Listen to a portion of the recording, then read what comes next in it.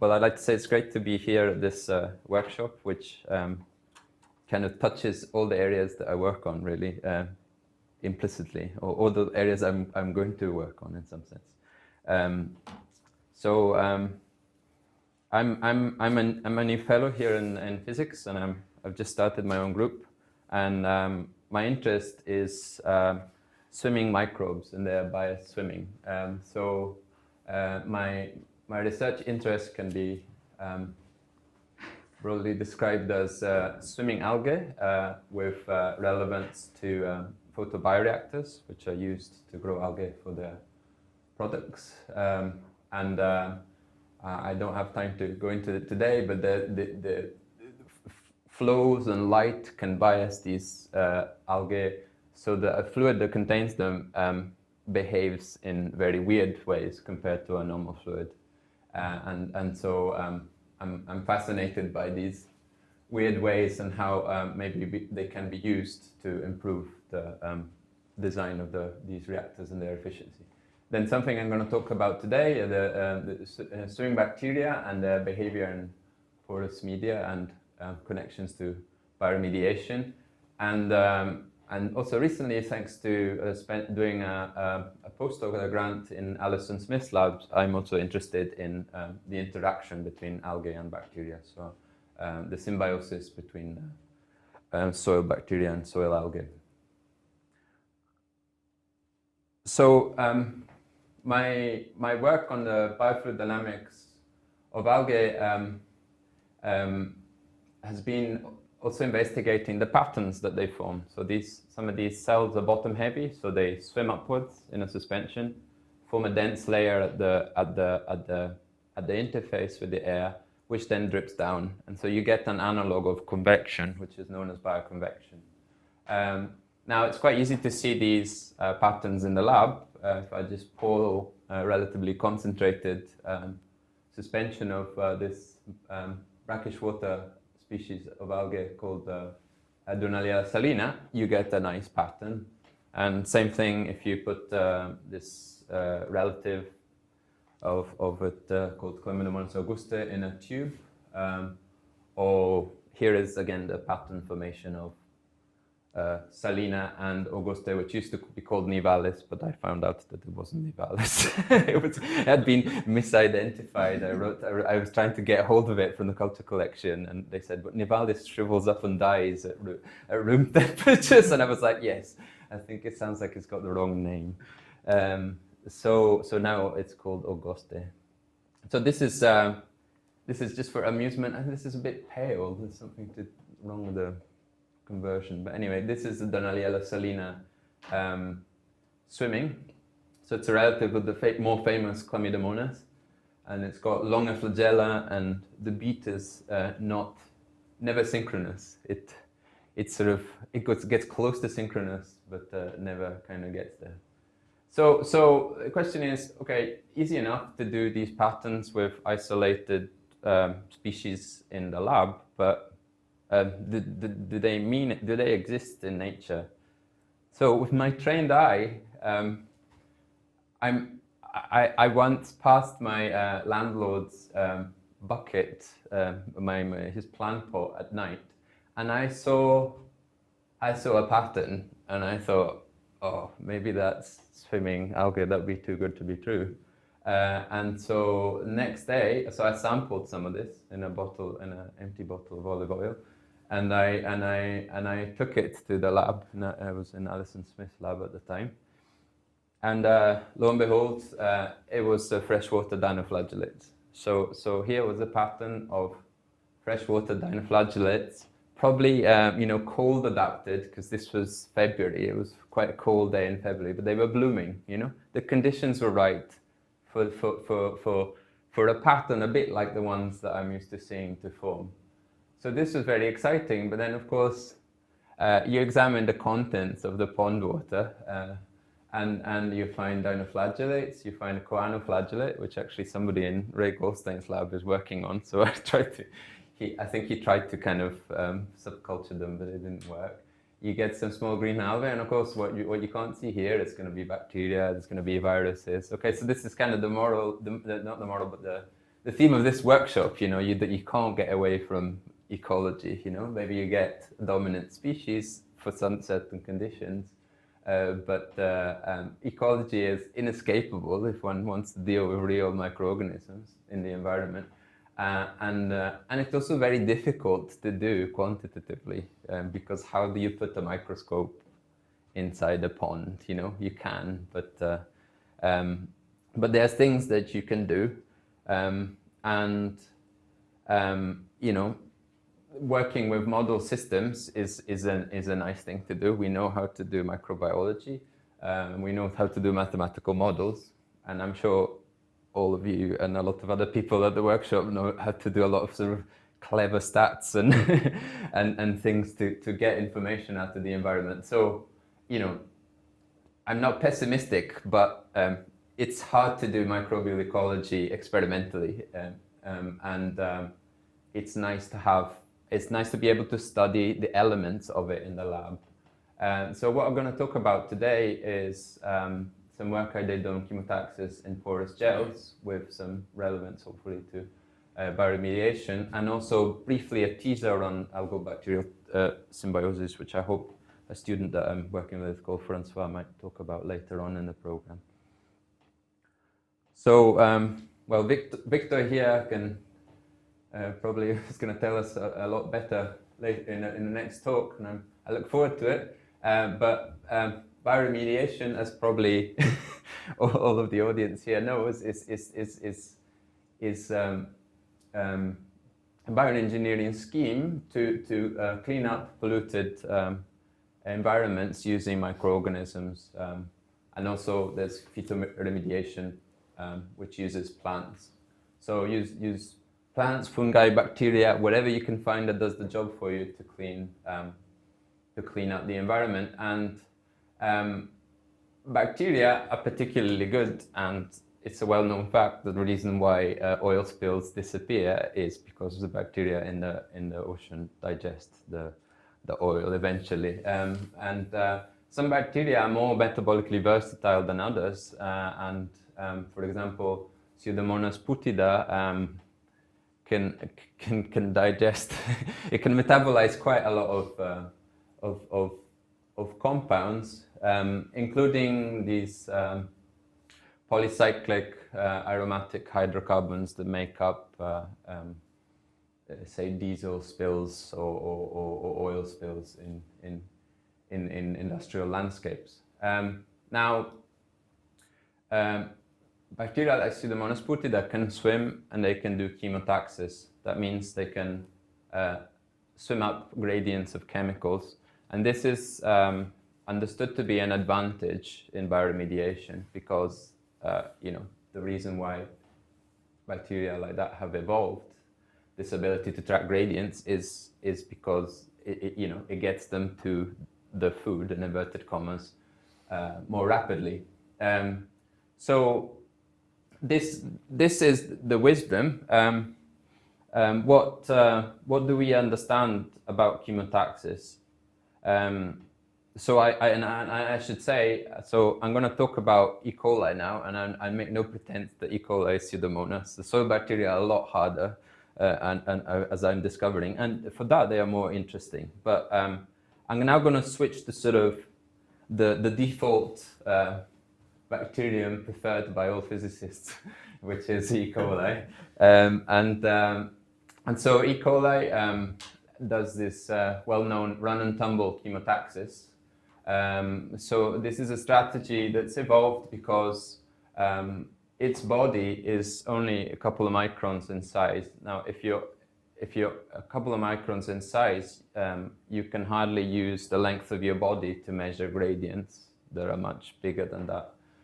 So what E. coli has evolved to do is, instead of measuring across its own body, it runs for a while and it samples its environment, and it measures the signal from the environment by absorbing the molecules onto its receptors, and then it responds to that environmental signal and can bias its motility. So it has what is quite astonishing, a memory. So some of the information goes straight to the flagella, and some of it gets stored, and it acts on the different. So if it's going up a gradient, statistically, it will tumble less frequently. Because what I forgot to say is that the default motion is an alternation of runs and tumbles. But what E. coli can do by measuring the molecules in the environment as it goes is to suppress the tumbles, so that what would be normally a random walk becomes a biased random walk, which takes it up the gradient. So here we have a tumble event that I imaged when I was in Edinburgh with a confocal. So you see I haven't stayed in the flagella, so you can't see them, but you see the body of a fluorescent bacterium, and then it tumbles and it changes direction.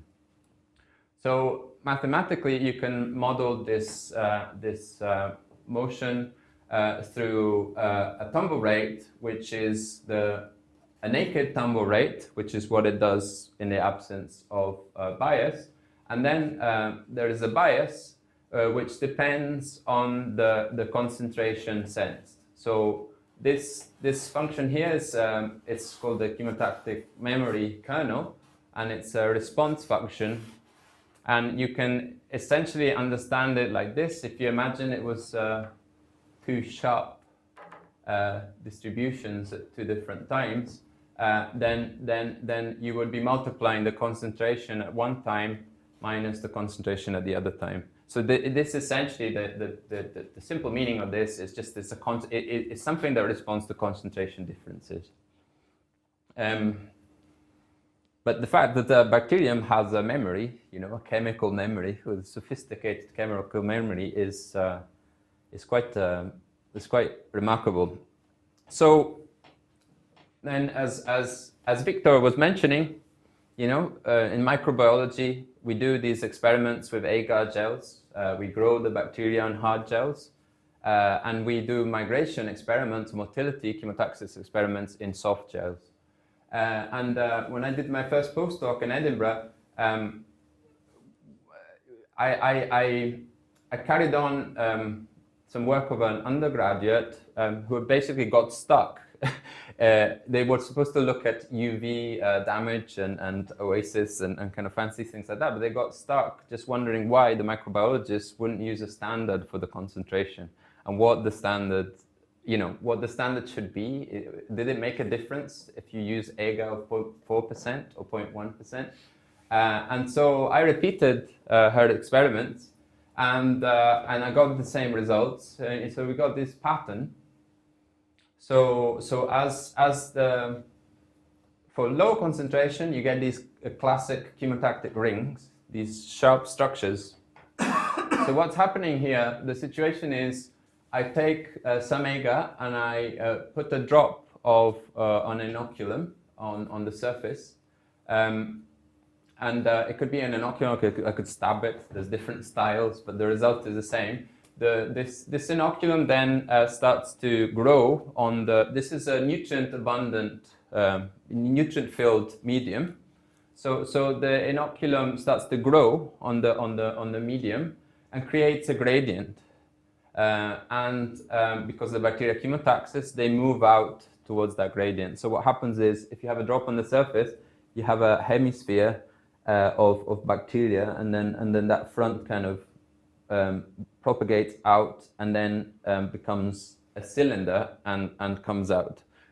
So this ring here is a clustering of bacteria that are tracking a gradient.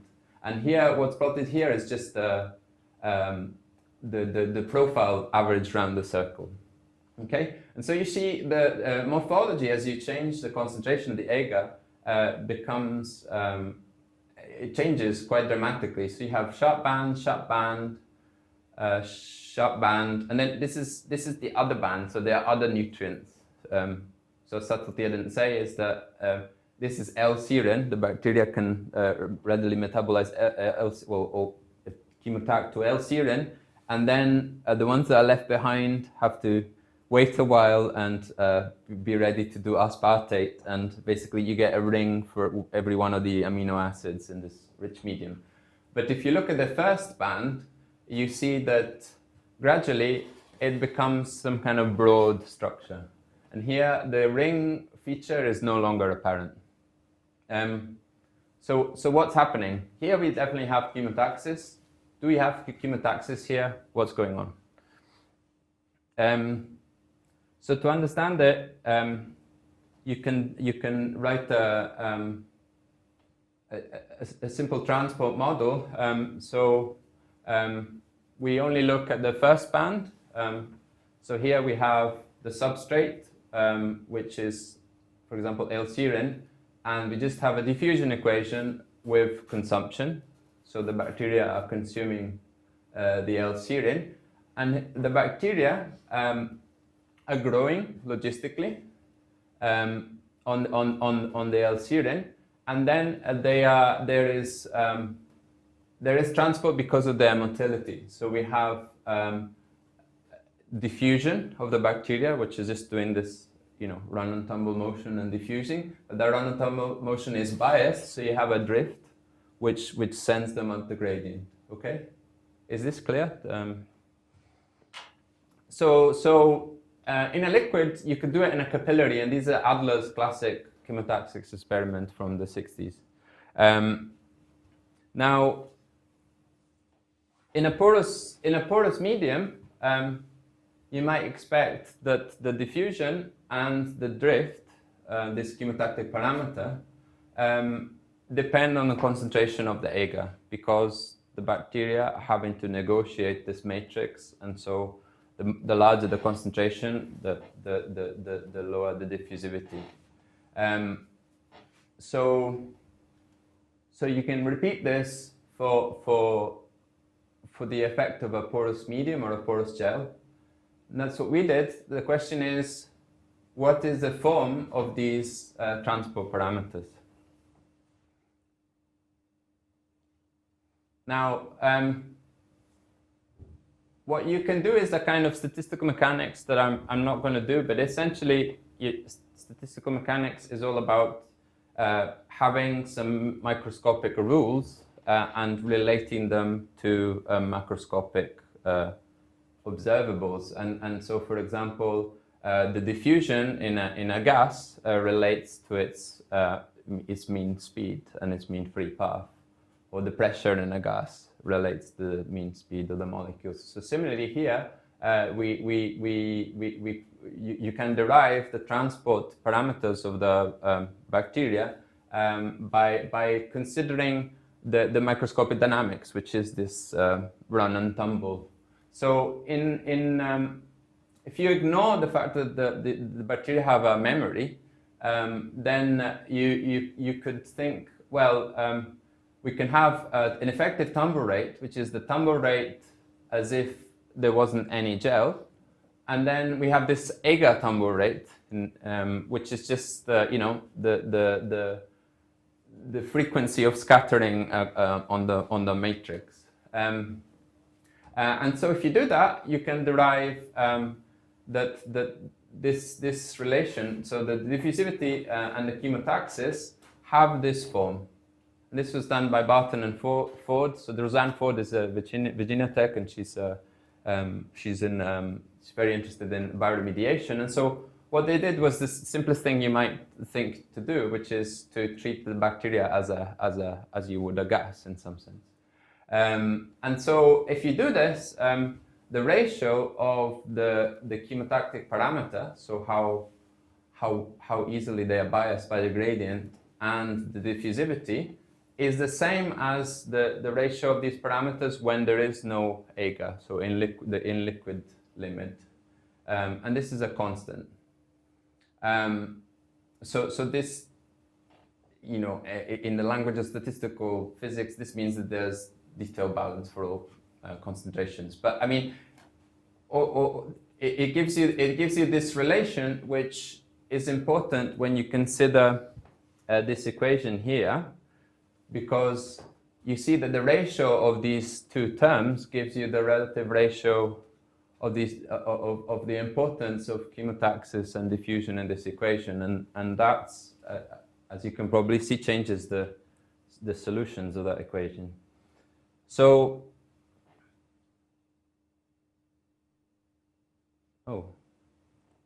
yeah, there's memory. So what we did is we said, so there was the fundamental intuition that if I'm a bacterium moving in the porous medium and I'm measuring a gradient, if I hit the agar, that memory is lost. You know, I'm biasing, I'm going up a gradient, I'm going up a gradient, and then up, you know, the agar scatters, you know me. And so we thought that there should be an influence on the chemotaxis process itself from the medium. So we had a different model which has the tumble rate, which depends on the agar concentration, and on top of this, scattering by the agar. And if you run the maths through, the diffusivity is the same as before, but the chemotaxis has a term which depends on the chemotactic response. And if you take the ratio of these two quantities, you see that you don't get a constant. So in fact, what happens is the ratio diminishes as the concentration goes up. So to summarize, you can model this transport through the agar with this transport equation, which must include growth, because in a petri dish, if you don't include growth, you just become, you know, you're gonna lose cells. And the effect of the porous medium can be modeled through a micro model. And you can ignore memory, or you can include it, and you get very different predictions. So what's missing is, well, how do the bacteria scatter from the agar? And so this is, you know, some models have free parameters. This model has a free function. Okay, but it's we try to be reasonable. So if you recall, the diffusivity, which is called mu, has this functional form, and that's the rate at which the bacteria scatter from the agar, divided by the natural tumble rate. And the chemotactic parameter has a similar form, a different power, and it's multiplied by that integral that's not plotted here. It's not written out. So how do we want to know what this function is. Now, this is the ratio of the scattering of the agar to the natural. So we expect that as concentration goes up, the scattering should become greater, and as the concentration goes to zero, it should go, you know, it should go to the same value as in a liquid. So in the no agar limit, that's what we want, and that's what we want. And in the dense agar limit, this should become very large, and these should go to zero. So we guess that this is an exponential, and because the concentration at which you get in liquid-like behavior is not necessarily zero agar, because the agar can look like liquid to the bacteria, we have this you know, this shift basically. So it could be a different function, but as long as it you could have any function that has these features. So it doesn't have to be an exponential, but that's what we chose. It's the best we could do. So this isn't a wonderful fit of my migration data. It's just well, it is a fit, but it's to get these parameters out. So what we're doing here is we have the front speed of the colony. So we are measuring how fast these rings come out, and this is the concentration of the agar. And so we see this is a log scale, so we have a very sharp decrease. Okay, so what I did is then I took the model and I forced it to go through the data. Okay, so I'm not making any claims, and I'm saying if I do that, I get these parameters. Okay, and then you'll see why I need those parameters. So it's not like Barton and Ford is like bad and mine is good. It's just I've fitted this through, and with the same parameters, Barton and Ford doesn't agree. What you could do is take Barton and Ford and put it through the data, but what you won't get is the shape of the migrating fronts. So these are the theoretical predictions for the model without the memory, and this is our model which has the memory, and it shows because of the suppression of the chemotaxis term, this rounding off. Okay, so the model isn't perfect to start with. You know, if you see how well it describes the experimental profile, it's not great to start with, but all we were after was the comparison between the qualitative shape of the fronts. And here, because here the ratio of chemotaxis to diffusion is a constant for all concentrations, you will always get the sharp band.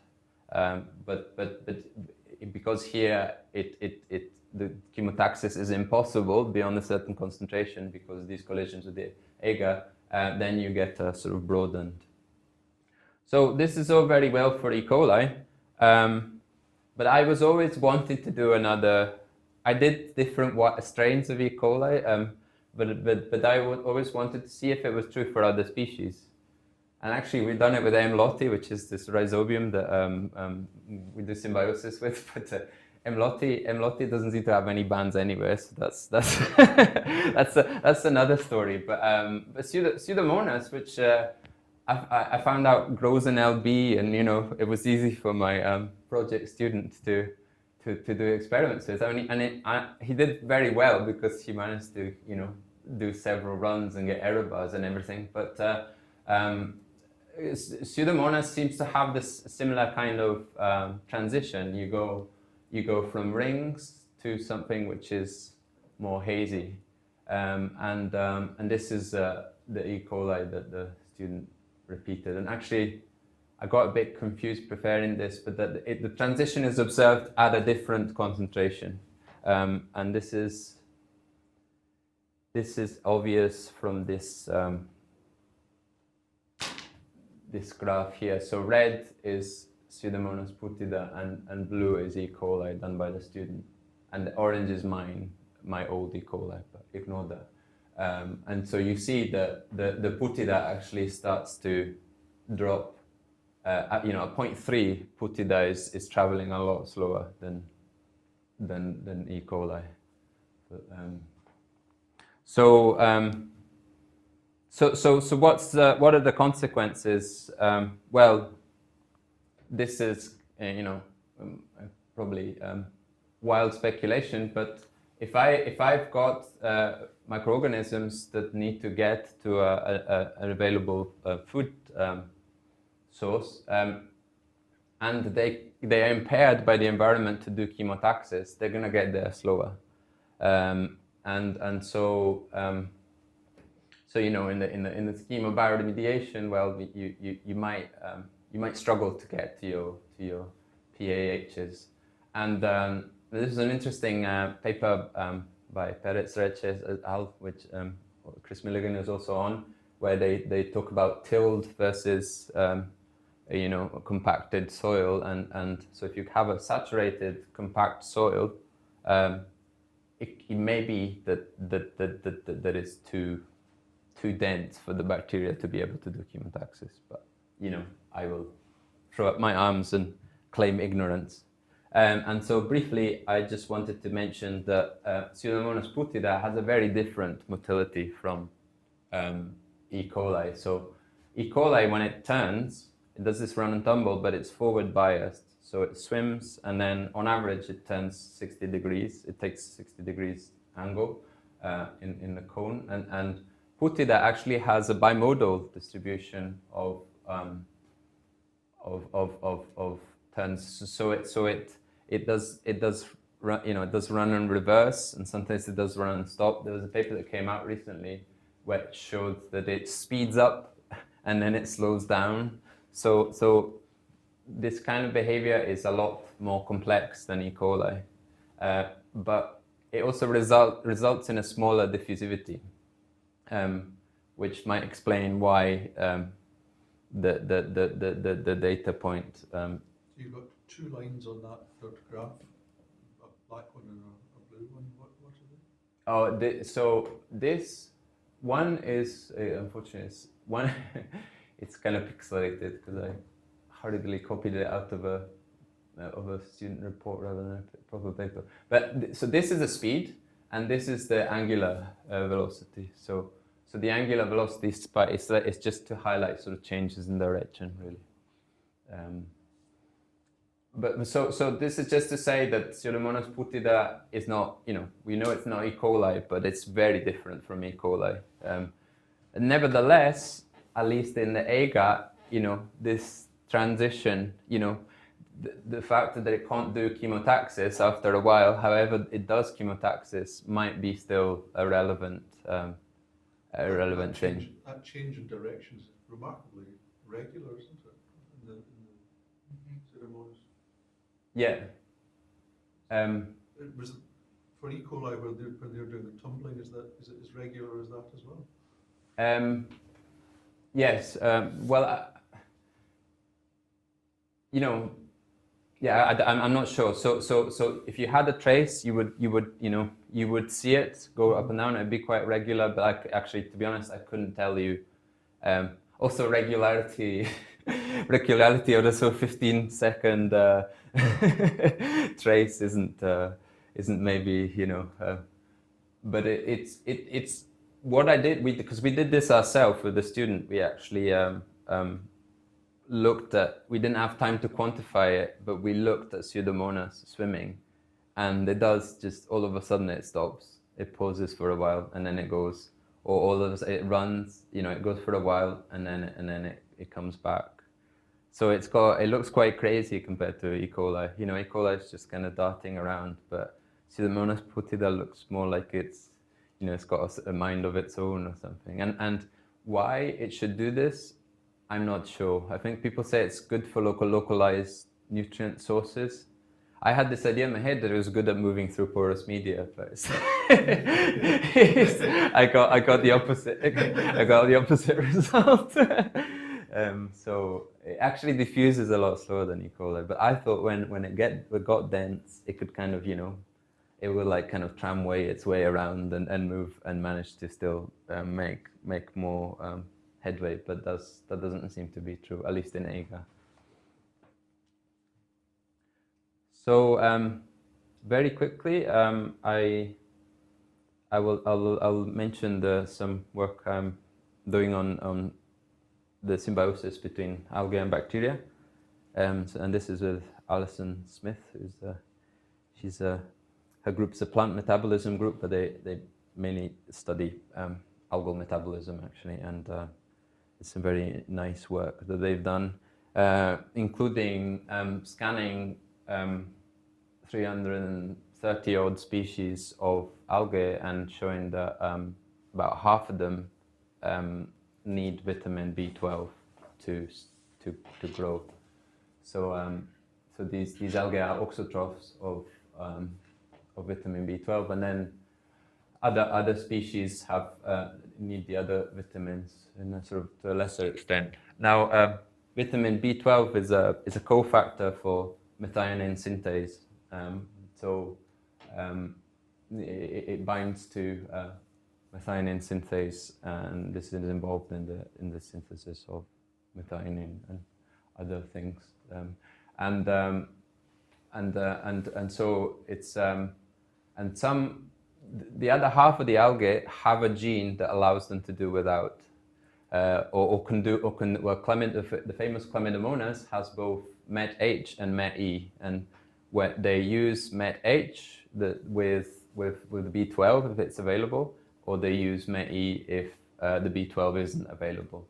But a considerable number of species have dropped the MET-E gene and only have MET-H. So this points towards an abundance of B12, and the thing about B12 is only bacteria can synthesize it. It's the most complex metabolite we know.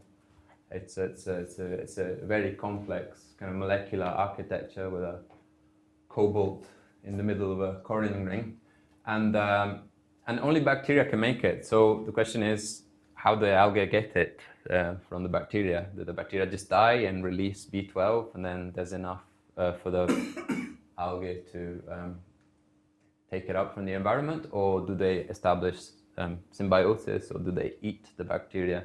So there's various routes, and in Allison's lab they've explored the route of symbiosis, and so they have this very nice result where they discovered that this green alga Lobomonas rostrata, which is a relative of Chlamydomonas, and the soil bacterium Mesorhizobium lotti can form a stable equilibrium. So in this experiment, which I think should be like every mathematical biologist's dream to explain, you have the ratio of algae to bacteria, and no matter what that ratio is, the thing within the errors stabilizes at about 1 in 30. So you have one alga, an alga surrounded or associated with 30 bacteria.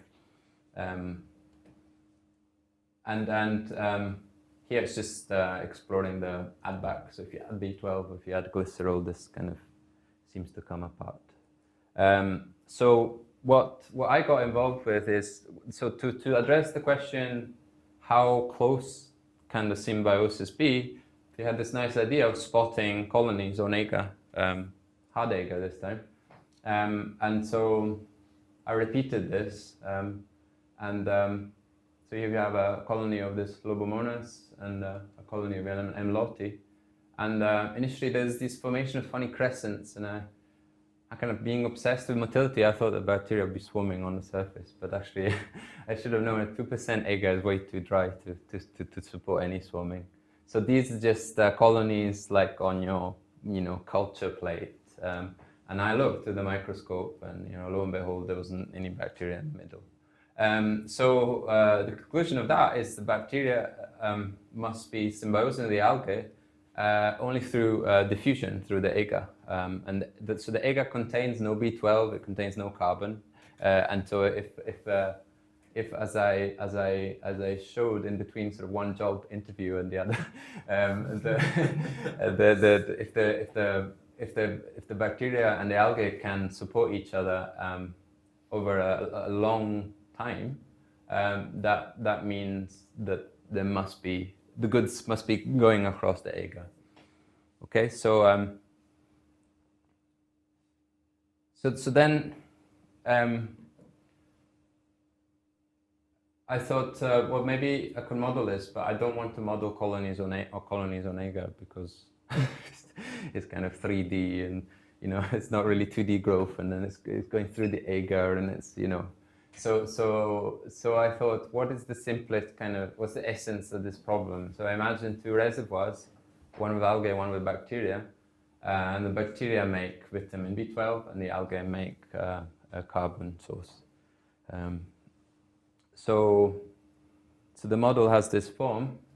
So I imagine a capillary or some kind of tube, which we ended up filling with agarose actually in practice, which cannot transport the bacteria or the algae, because otherwise you just go back to the co-culture. And so the model is, it looks quite horrible, but it's quite simple. It's just, you just have growth and diffusion. That's the ingredients. There is no motility here. So we have bacterial growth, right? So just take logistic could be a bad model, but it's the easiest thing to think about. And then we have an uptake function which depends on the carbon. So the bacteria grow on the carbon at 0 that arrives from the algae. And symmetrically, the algae grow on the vitamins at L that arrive from the bacteria.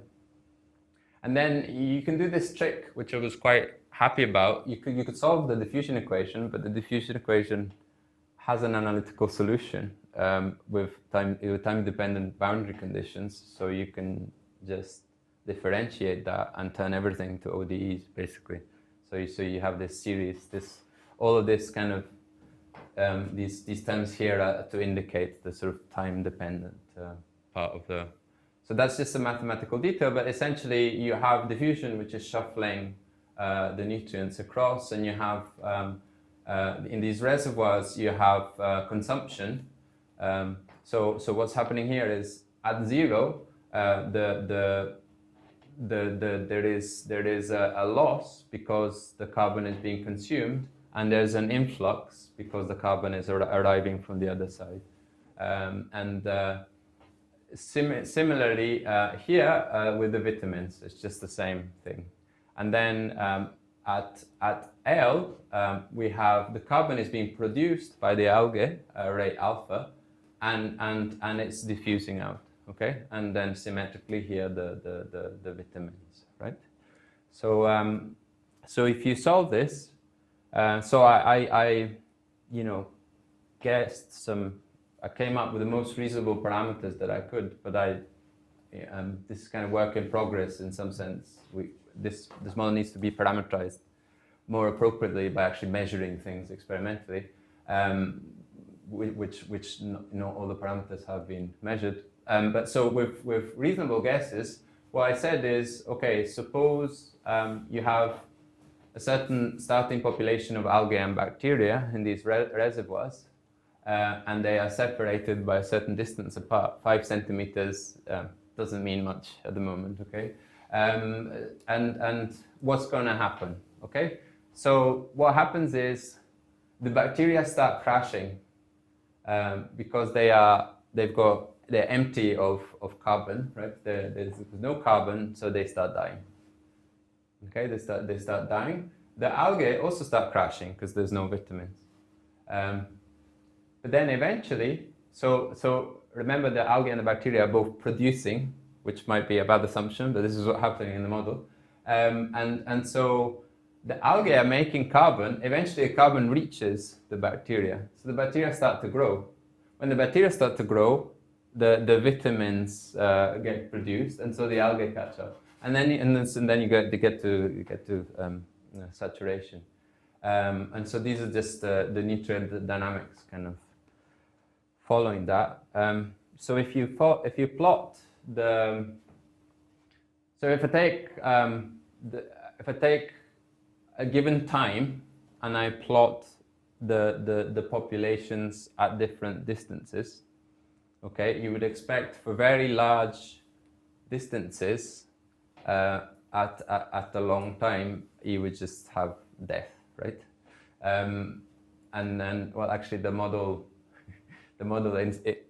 never has that feature. It always kind of recoups. But 100 days, okay, at 35 centimeters, or a large distance, let's call it, the populations are very low.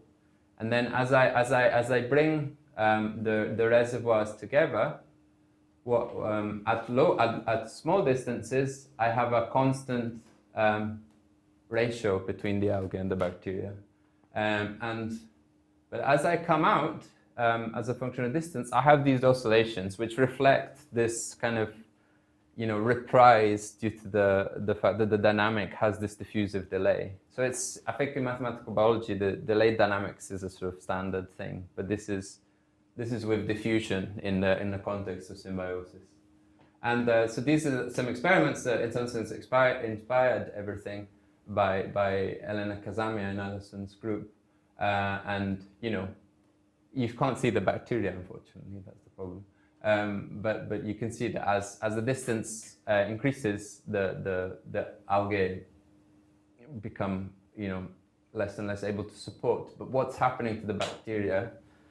So currently in progress, with Francois Podesser, who's a PhD student with Ray Goldstein, we were actually I realized that you could actually do this. Just take 2 flasks and connect them with a tube, and put agarose in the tube so that the bacteria can't get through. And actually, that was quite hard. We kept on getting invasion, but eventually we hit on a sort of experimental setup that wouldn't leak. And it seems to be that we, things seem to work. But I know, because this was with Francois and he might talk about it. I don't want to kind of steal his thunder, so this is just kind of he hopefully he will be able to talk about it later on in the program. And also what's in progress is going back to the swimming. What can swimming and chemotaxis do in the context of symbiosis? How do you find your partner? And so that's something we're also working on. So I'd like to thank my collaborators and the people that gave us the bacteria so Terry McGanity provided us with the Putida, and Angela Dawson provided us E. coli, and all my collaborators, and you for listening. Thanks.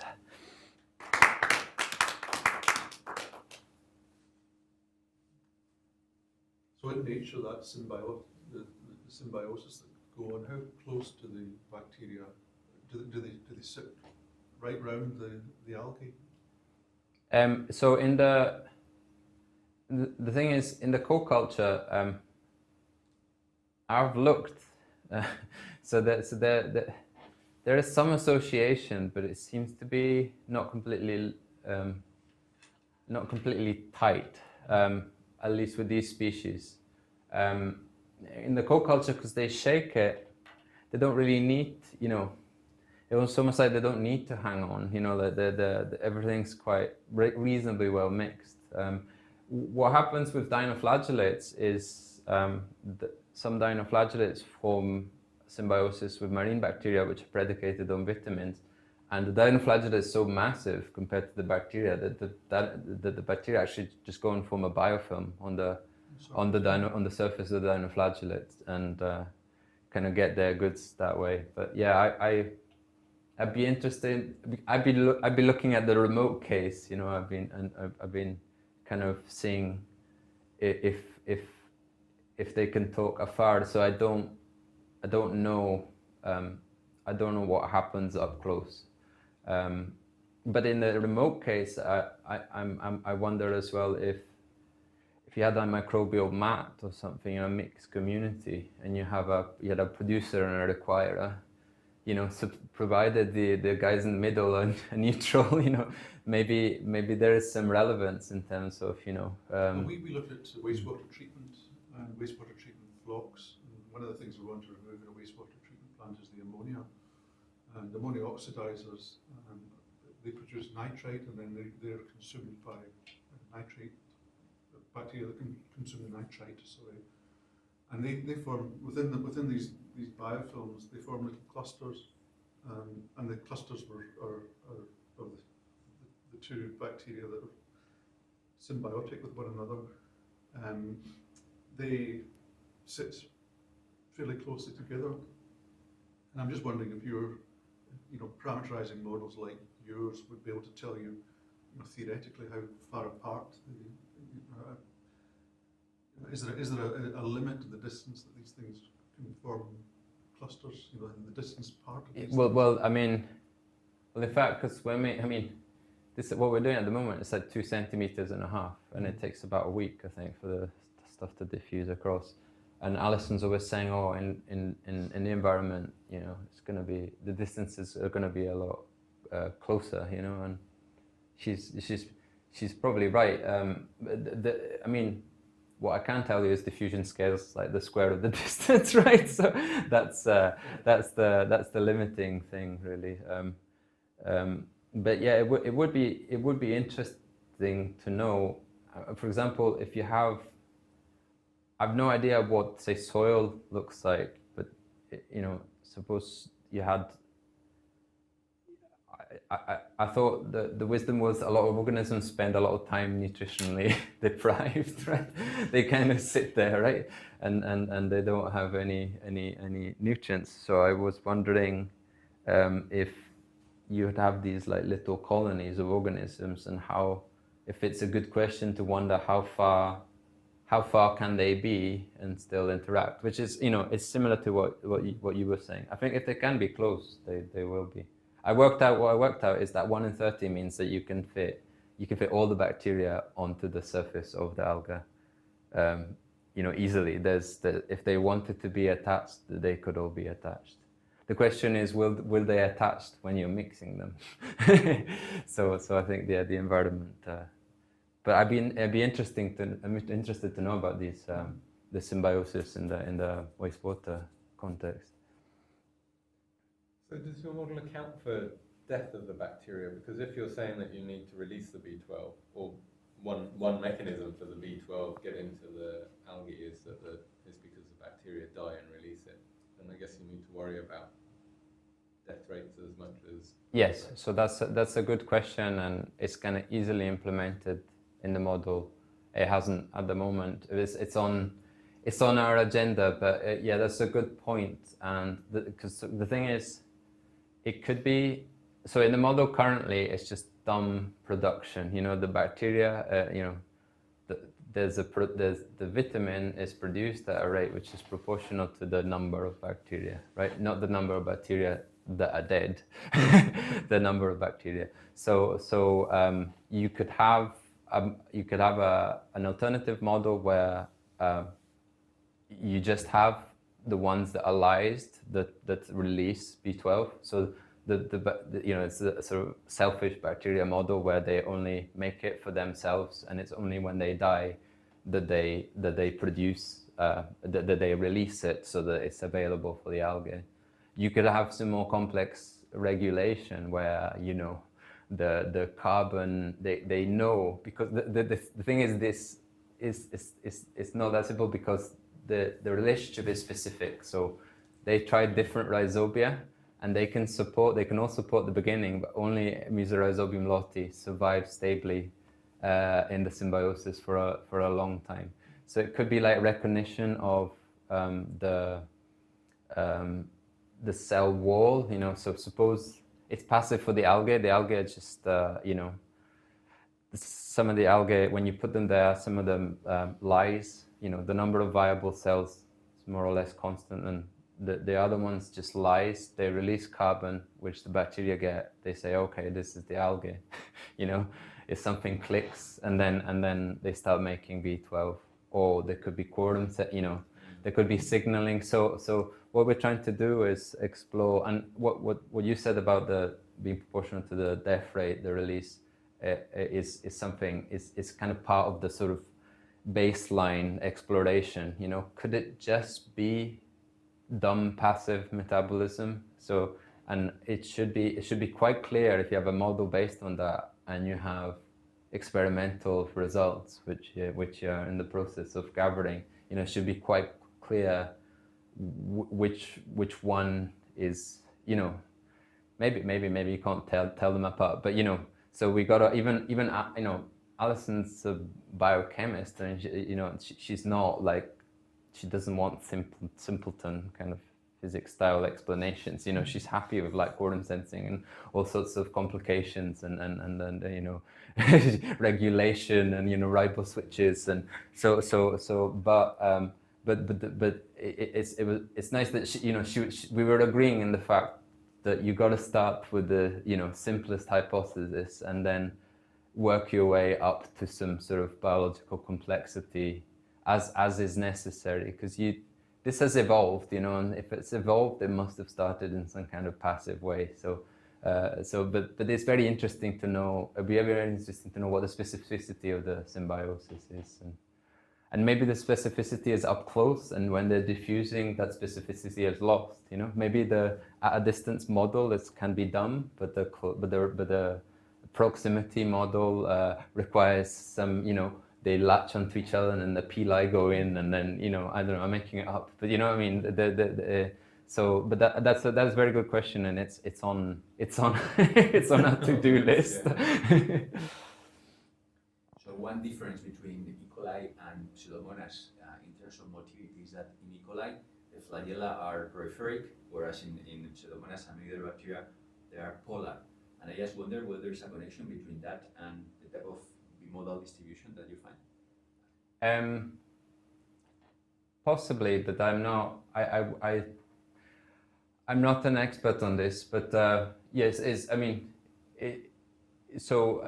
Pseudomonas is is it Lophotrichus? When they have the flagella only on one side. Anyway. That's called, well, that's polar. Polar, yes, it's a polarly flagellated. So I think so with the marine bacteria. Okay, so this might be not connected at all, but with marine bacteria, sometimes they have one flagellum only, and they reverse. So I think with E. coli, the nature of the tumbling is to do with so you have the bundle. I think Wilson Toon in Edinburgh calls it the hairy hippie model. Okay, so but it's never like that. When it swims, some of it bundles and forms a propulsive, but some of them are still kind of. So I think. I mean, the truth is I don't know, but I think when Pseudomonas reverses, I think it might actually be going backwards, in terms of turning. So there's an interesting paper by Judith Armitage where she looks at different soil bacteria as well as E. coli in terms of their chemotaxis and locomotion. And Rhodobacter can actually stop. So Rhodobacter, it's got a flagellum and it can kind of collapse it into a little coil, and then rotational diffusion turns it, and then it goes. Okay, so that's the mechanism. Pseudomonas, I don't know, but for sure the fact that it's polar is going to make a difference, and I think E. coli can, I don't know. I'm speculating, so the answer is I don't know, to be honest. I'm gonna stop rambling. Okay, thanks very much.